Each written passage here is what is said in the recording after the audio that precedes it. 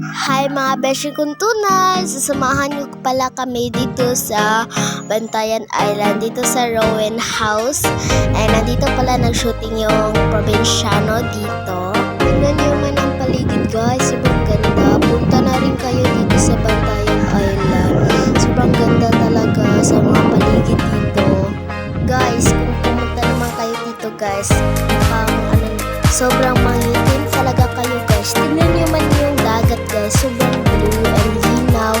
Ang sarap tumalon dyan guys, tapos sobrang linis pa. Napakita ni mama sa inyo guys kung paano talaga kalinaw. Tignan niyo naman, sobrang linaw yan. Yan, diba? Sobrang linaw.